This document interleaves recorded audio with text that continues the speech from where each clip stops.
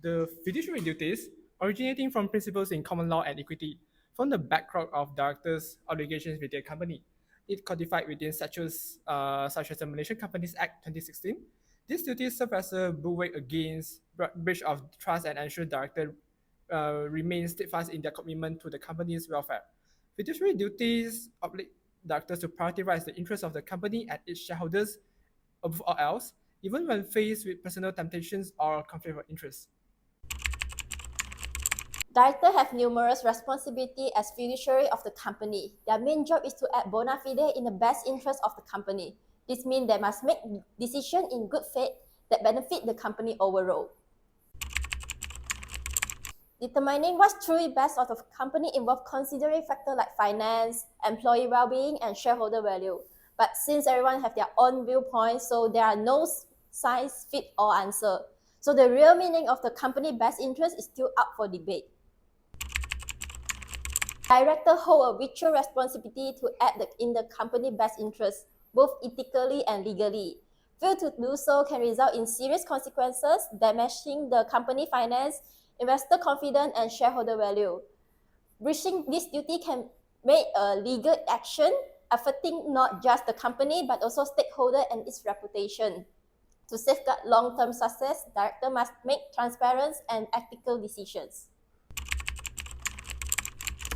Third largest construction company in New Zealand, where the director violated their fiduciary obligation by participating in reckless trading, where it is a violation of Article 135, reckless trading, which they are accountable up to $36 million. It was also discovered that they had violated another section of the company's law when they signed 4 long-term contracts without having a good basis to think they could fulfill their commitments, where it violates Article 136, duty in relation to obligation. It starts with Mr. Fawcett, who passed away, leaving 4,001 shares. His daughter inherited 2,001 shares and his son received 2,000 shares. Mr. Smith, the remaining director, exercised their authority by refusing to register the share transfer as they possessed absolute and uncontrolled discretion regarding the registration of share transfer. The directors did not inform existing shareholders about ongoing negotiations to sell the company shares in which are undervalued in price. The plaintiffs' shareholders in the company took legal actions against the chairman and 2 other directors, seeking to invalidate the sale due to non-disclosure of negotiations. As we know, directors hold a position of significant trust within a company. We trust them to make decisions that benefit the company, not themselves. But imagine a director who uses the company funds, invests in a risky venture to their own benefit. That is a major betrayal of trust. Let's take a closer look of the fiduciary duties. Duty not act for an improper purpose. Let me illustrate some cases that have shaped our understanding of director duties. In Bioshepsgate Investment Management Ltd versus Maxwell 1993, the company obligation to act solely for its benefit was confirmed.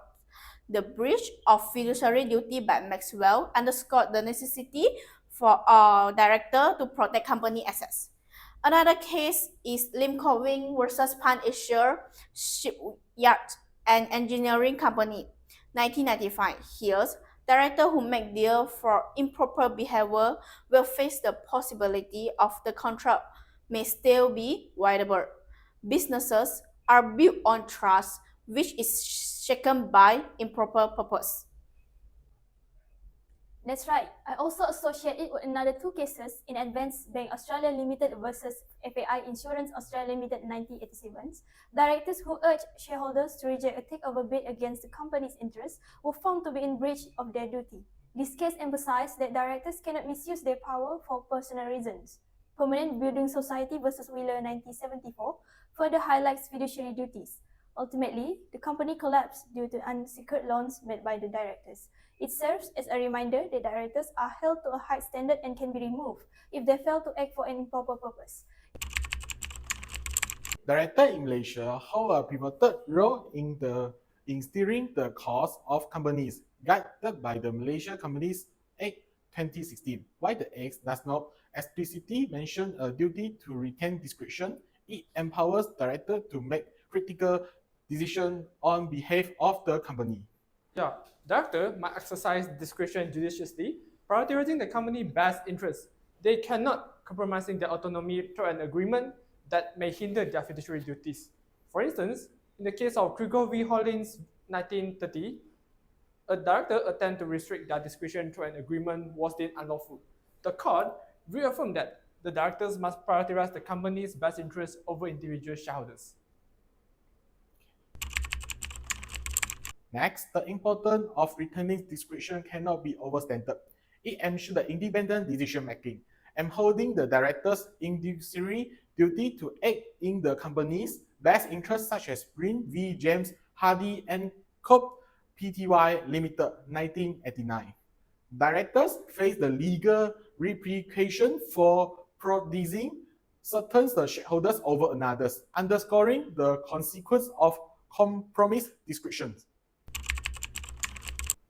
Yeah, the failure to retain discretion can result in a reduction of decision-making power and legal repercussions.